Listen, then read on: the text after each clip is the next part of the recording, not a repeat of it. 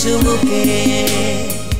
সুপ্রিয় দর্শক, আজকে আমাদের মাঝে উপস্থিত রয়েছেন পুষ্টিবিদ, জাতীয় হৃদরোগ ইনস্টিটিউট হাসপাতাল, সাইদা লিয়াকত।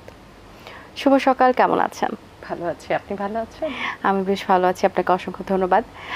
এখন আমরা শুরুতেই যে বিষয়টি নিয়ে আলোচনা করতে চাই সেটি হচ্ছে যে আমরা এখন যে বাংলাদেশে ক্রাইসিসের মধ্যে দিয়ে যাচ্ছে তার মধ্যে অন্যতম একটা বন্যা, একটা ক্রাইসিস, এবং এই বন্যার কারণে কিন্তু অনেক ক্ষয়ক্ষতি হয়েছে এবং অনেক মানুষের প্রাণহানি হয়েছে।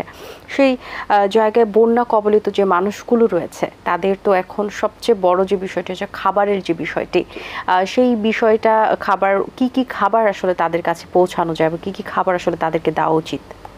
আসলে বন্যাটা তো আমাদের শুরু হয়েছে অপ্রত্যাশিতভাবে, উইদাউট নোটিসে। হ্যাঁ, কোনো প্রিপারেশন কিন্তু ছিল না, আমরা নিতে পারিনি, কারণ হঠাৎ করে এটা শুরু হয়ে গেছে, যার জন্য সত্যিকার অর্থে দেখা যায় যে খুবই খারাপ অবস্থা, যার জন্য কিন্তু খাবার দাবারে কিন্তু আমাদের সমস্যা হচ্ছে না, আমরা কিন্তু অনেক বেশি পরিমাণে কিন্তু ত্রাণ সরবরাহ করতে পারছি, কিন্তু নির্দিষ্ট জায়গায় পৌঁছে দেওয়াটাও কিন্তু একটা বিশাল একটা ব্যাপার। তো যারা বন্যার এই সময়টাতে পানিবন্দী হয়ে আছে তারা কিন্তু বিভিন্ন রকম রান্না বা কোনো কিছু তারা করতে পারছে না। এই ক্ষেত্রে আমাদের কি করা হচ্ছে, ত্রাণ হিসেবে আমরা প্যাকেটজাত খাবার কিন্তু তাদের সরবরাহ করতে পারি, সেক্ষেত্রে করাও হচ্ছে। তবে একটা জিনিস খেয়াল করতে হবে যে সেখানে কিন্তু শিশু, বৃদ্ধ থেকে শুরু করে কিন্তু সবাই আছে।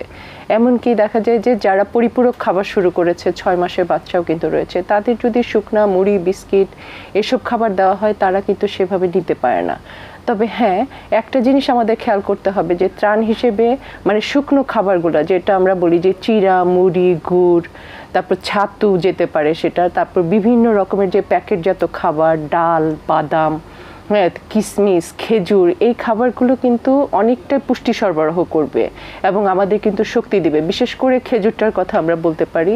তারপর চিনি, গুঁড়ো কিন্তু আমরা দিতে পারি। তারপর প্যাকেটজাত যে খাবারগুলো রয়েছে, একটা জিনিস খেয়াল করতে হবে যে এখানে যাতে তাদের মোট কথা হচ্ছে যে যাতে মেয়াদটা আছে কিনা সেই জিনিসটা খেয়াল করে কিন্তু খাবারগুলি প্রিপেয়ার করতে হবে, এবং সেইভাবে যখন প্যাকেটজাত করা হবে কোথায় দিচ্ছে এবং সেখানে বাচ্চা, বৃদ্ধ রয়েছে কিনা সেইভাবে খাবারগুলি দিতে হবে।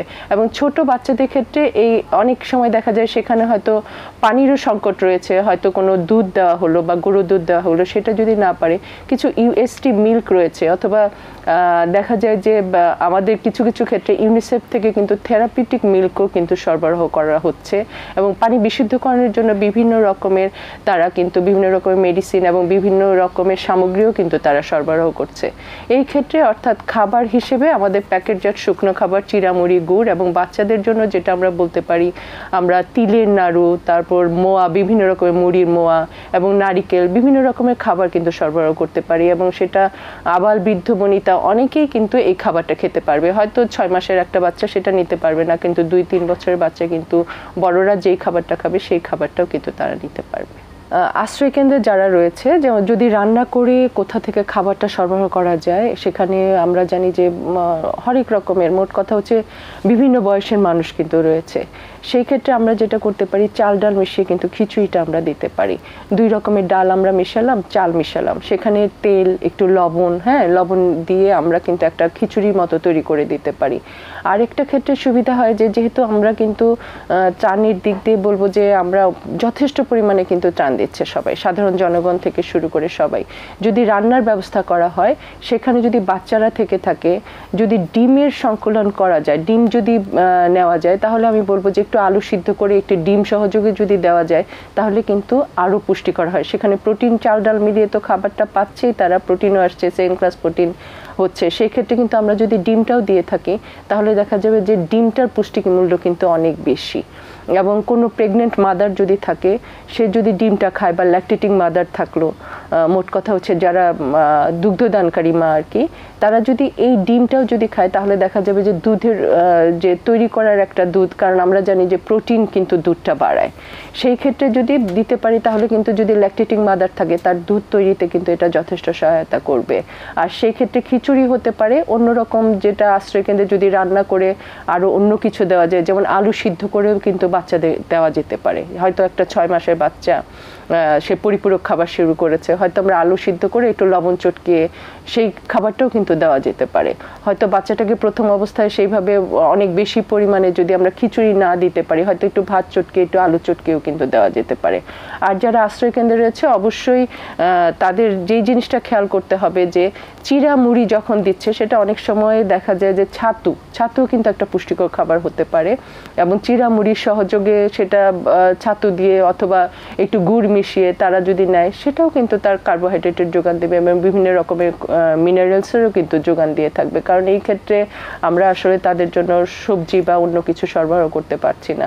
যদি সুযোগ হয় যেমন লেবু জাতীয় খাবার যদি দেওয়া যায়, যেমন লেবু কিন্তু 2-3 দিন থাকে, যেটা হচ্ছে অনেকটাই ভালো থাকে, এবং আমরা খাবারের সাথে যদি একটু লেবু দিয়ে যেতে পারি তাহলে কিন্তু দেখা যাবে যে এই যে তাদের রোগ প্রতিরোধ শক্তিটা বেড়ে যাবে। আর চিকিৎসকরা অবশ্যই এই বিষয়ে খেয়াল রাখবেন, কারণ অনেক সময় ডায়রিয়ার প্রকোপ দেখা দেয়, কিন্তু সেই ক্ষেত্রে যদি আমরা জিঙ্ক সাপ্লিমেন্ট দেওয়া হয় বাচ্চাদের, এটা অবশ্যই ডক্টরাই ভালো বুঝবেন, তারাই এটা মানে রিকমেন্ড করে থাকে।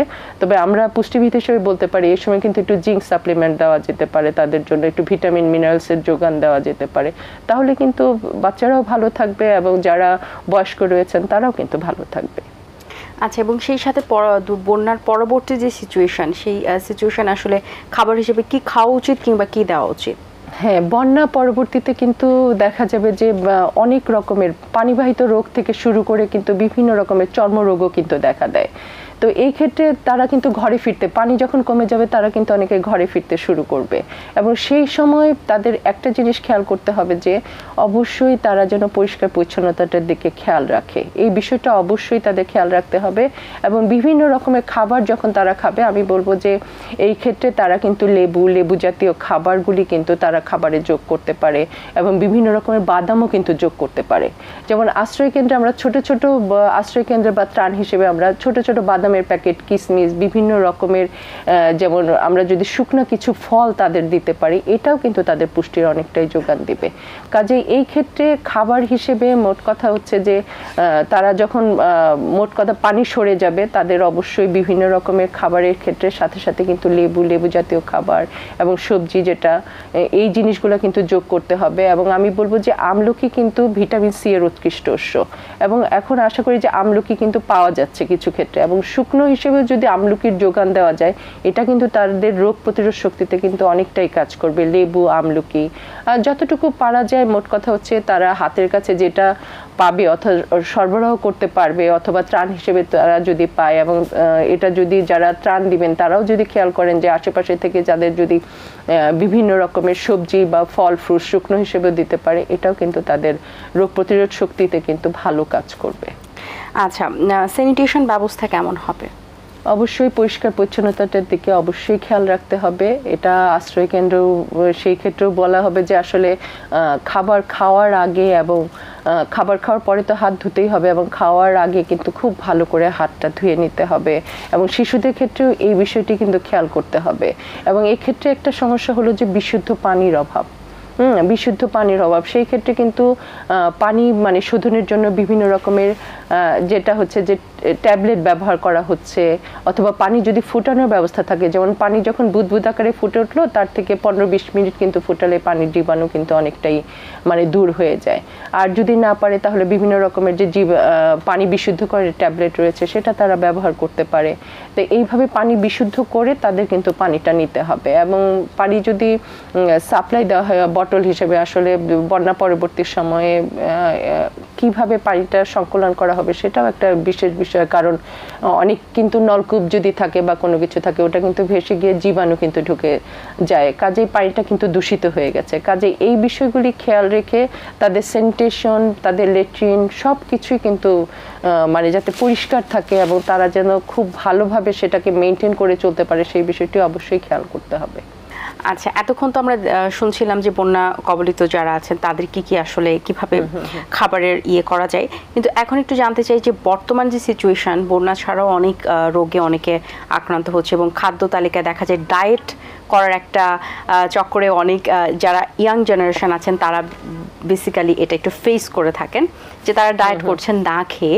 সেই ডায়েট চার্ট সম্পর্কে একটু জানতে চাই, আসলে কি আদৌ না খেয়ে ডায়েট করা যায় কি? আসলে আগে এই জেনারেশনের যেটা বাচ্চাগুলিকে কিন্তু আমি বলতাম যে এরা কি করে, হ্যাঁ অনেক সময় আমরা কিন্তু বলতাম যে কি করে, এরা শুধু ফোন টিপে কাজ করছে, হ্যাঁ কিন্তু এরা যে আসলে কি করতে পারে এটা আমরা দেখেছি।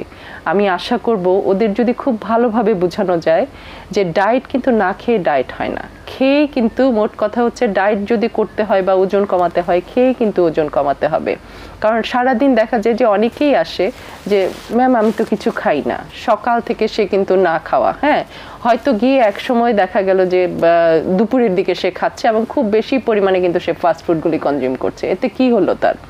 এতে কিন্তু দেখা যায় যে তার কিন্তু নিউট্রিশনটা একদমই মেনটেন হচ্ছে না। এটা মনে রাখতে হবে যে সকালের খাবার ভালো রাখবে তাকে, এবং সকালের খাবার সারা দিনের তাকে কিন্তু এনার্জি যোগাবে, শক্তি যোগাবে।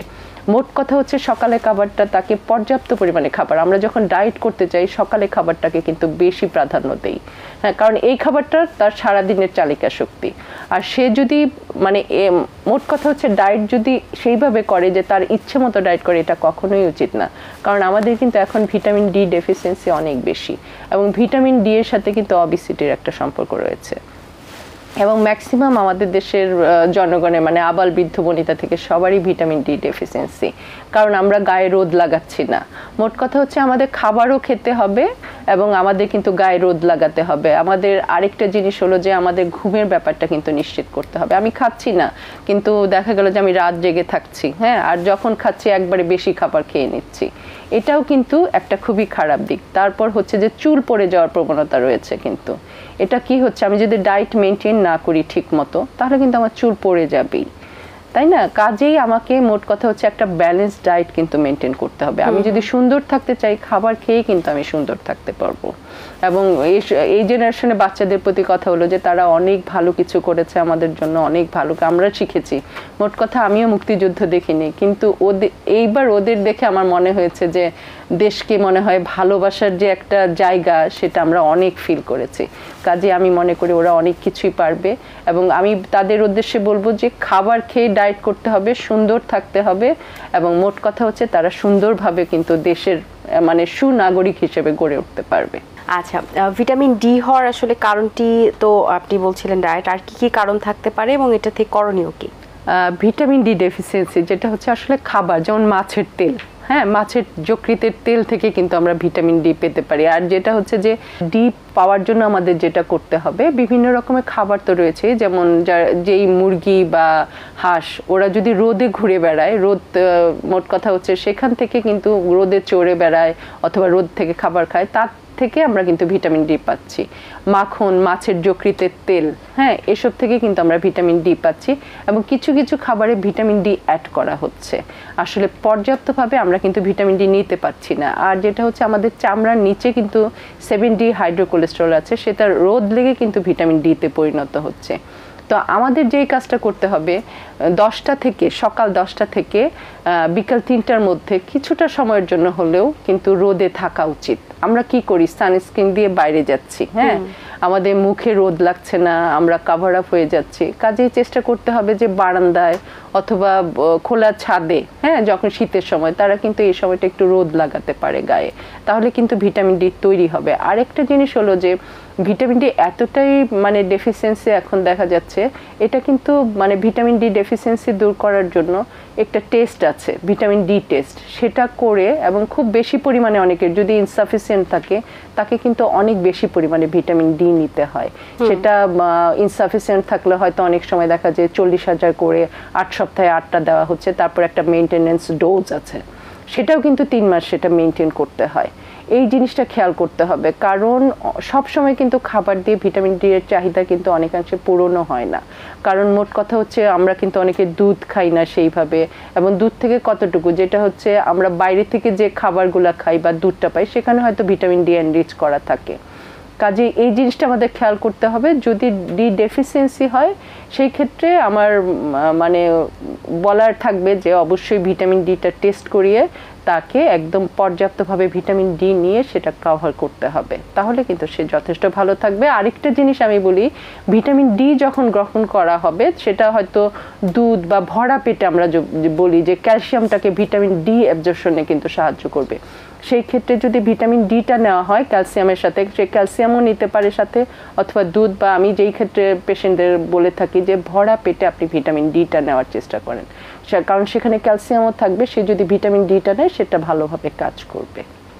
আচ্ছা, আরেকটি বিষয় যেটি হচ্ছে যে ভিটামিনের অভাবের কারণে দেখা যায় সবাই যে ক্যাপসুলগুলো খান, অনেক ক্যাপসুলে লেখা থাকে অল ইন ওয়ান, সব ভিটামিনই একটা ক্যাপসুলে বিদ্যমান, এই ক্যাপসুলগুলো কি আসলে খাওয়া ঠিক কিনা? এটা হচ্ছে বি কমপ্লেক্স, সেটা বিভিন্ন আমাদের যে রিনাউন্ড কোম্পানিগুলো রয়েছে যে বিভিন্ন রকমের ভিটামিন, বি কমপ্লেক্সে অনেক রকম ভিটামিন, সেটা হ্যাঁ সেটা ভিটামিনগুলো থাকে, সেখানে অনেক রকমের বি কমপ্লেক্সের বিভিন্ন রকমের ভিটামিনসগুলো থাকে, বি ভিটামিন যেটা পানিতে দ্রবণীয় ভিটামিন থাকে সেটা নিতে পারে, সাথে হয়তো দেখা যায় যে কিছু কিছু অন্য যে জিনিসগুলো আছে সেটাও কিন্তু অ্যাড করা হয়, সেটা হচ্ছে আমরা রিনাউন্ড কোনো কোম্পানির আমরা বি কমপ্লেক্স বা ভিটামিন সেগুলো নিতেই পারি, তবে যদি সেটা মানে রিনাউন্ড না হয় বা কোনো কিছু অনুমোদন না হয়, না জেনে যে কোনো ট্যাবলেট বা কোনো মেডিসিনই কিন্তু গ্রহণ করাটা ঠিক না। আচ্ছা, যারা অফিসে যারা রেগুলার অফিস করেন তাদের জন্য সকালের নাস্তা আপনি বলছিলেন, কিন্তু সকালের নাস্তাতে আসলে কি কি থাকা একদম বিদ্যমান, স্পেশালি যারা ডায়েটও করছেন প্লাস? অবশ্যই এটা খুবই একটা ভালো দিক, যেমন ডিম, হ্যাঁ অনেকে কিন্তু ডিম খেতে এখনো ভয় পায়, আমরা কিন্তু আমি যেহেতু হৃদরোগে আছি, আসলে রোগীর অবস্থা ভেদে কিন্তু ডিম দেওয়া যায়, ডিম হচ্ছে হাই বায়োলজিক্যাল ভ্যালু, যেটা হচ্ছে আপনার ডিমটা কিন্তু শরীরে অনেক খুব ভালোভাবে কাজ করবে, কাজে যারা ডায়েট করছে সকালে আমি বলবো যে নাস্তার সাথে সে রুটি নিতে পারে, মোট কথা হচ্ছে 30-60 গ্রামের 2টা রুটি, আর যেটা হচ্ছে আমরা যদি 1 কাপ ভাত বলি 100 গ্রামের সমান কিন্তু ক্যালোরি দিচ্ছে, মোট কথা 30 গ্রামের একটা রুটি আর হাফ কাপ 40-50 গ্রামের একটা হাফ কাপ ভাত একটা রুটির সমান হয়ে গেল, কাজেই আমি যদি 2টো রুটি বাদ দিয়ে 1 কাপ ভাতও খাই, হ্যাঁ সেটা কিন্তু আমার 2টো রুটির কাজই করছে। অনেকে বলে যে ভাত খাচ্ছে না, হ্যাঁ ভাত দিয়েও কিন্তু ওজন কমানো যাবে, শুধু আপনাকে পরিমাণটা ঠিক রাখতে হবে, কাজে যে যেটা খায়। তারপর হচ্ছে ওটস, আমি ওটসের কথা বলি না, আমি সব সময় বলি আমার যারা এখানে অনারারি করে ওদেরও বলি, পুষ্টিবিদদের বলি, ওটসের চেয়ে অবশ্যই চিড়া ভালো, হ্যাঁ আপনি চিড়া নিতে পারেন, সেখানে আপনি দুধ দিয়ে খেতে পারেন, একটা ফল যোগ করতে পারেন, 2টো খেজুর নিয়ে নিতে পারেন, হ্যাঁ একটা ডিমের সাথে, অথবা রুটি নিলেন, আপনি সবজি নেন, একটা ডিম নেন, খাওয়ার যদি আপনার চা খাওয়ার অভ্যাস থাকে খাওয়ার 30 মিনিটস পরে আপনি চাটা খাবেন, কারণ আয়রন অ্যাবজর্পশনে কিন্তু বাধা দিচ্ছে, কাজে সকালে যদি আপনি নাস্তা নিতে যান বা আপনার যদি চট জলদি থাকে ঠিক আছে আপনি ওটসও ইউজ করতে পারেন, সেখানে ওটস ব্যবহার করতে পারেন, চিড়াটাও কিন্তু রেডি রাখলে আপনি কিন্তু দুধের সাথে সেটা খেয়ে নিতে পারেন, অথবা তৈরি করে নিয়ে গেলেন, একটা কলা দিয়ে দিলেন, হ্যাঁ 2টো খেজুর দিয়ে দিলেন, আপনার কিন্তু একটা খুব ভালো একটা নাস্তা হয়ে গেল। আরেকটা জিনিস আমি বলে নিই এর সাথে, যে চিয়া সিড, আজকাল কিন্তু গুগলে এত পরিমাণে রয়েছে, চিয়া সিড অবশ্যই ভালো, ক্যালসিয়াম আছে, ওমেগা 3 আছে, হ্যাঁ কিন্তু খুব বেশি পরিমাণে কোনো কিছু খাওয়াটা কিন্তু ঠিক নয়, এটা মানে আমি এই চায়ের চুমুক প্রোগ্রামের মাধ্যমে আমি বলতে চাই, অবশ্যই খাবেন, সব কিছু কিন্তু হিসাব করে খাবেন, সেক্ষেত্রে মেথিটাকেও বলবো যে ইচ্ছে মতো অনেকে মেথি খাচ্ছেন, এটাও কিন্তু ঠিক না, মোট কথা যাই খাবেন আপনি জেনে শুনে বুঝে খাবেন, কারণ গুগল দেখে সব কিছুই যে অথেন্টিক হবে এটা কিন্তু ঠিক নয়, কাজে এই বিষয়টি কিন্তু খেয়াল করতে হবে। জি, অসংখ্য ধন্যবাদ আপনাকে, বেশ গুরুত্বপূর্ণ কিছু তথ্য দিয়েছেন, আশা করছি দর্শকদের উপকার হবে, শুভকামনা রইল, ভালো থাকবেন সব সময়। ধন্যবাদ আপনাকে। দর্শক, আশা করছি আজকের আয়োজন আপনাদের ভালো লেগেছে, আজ এই পর্যন্ত, আপনাদের সঙ্গে দেখা হবে আগামী পর্বে নতুন কারোর সঙ্গে, সেই পর্যন্ত ভালো থাকুন, সুস্থ থাকুন, আল্লাহ হাফিজ। দিন আসে দিন যায় সময়টা চলে যায়, তবু আছি এই বেশ ভালো, জীবনটা রঙময় যেভাবেই হওয়া চাই, নয় কবু সাদা কালো, এই আশাতে স্বপ্ন ভাসে, সুখ হাসে চোখে মুখে চায়ের চুমুকে।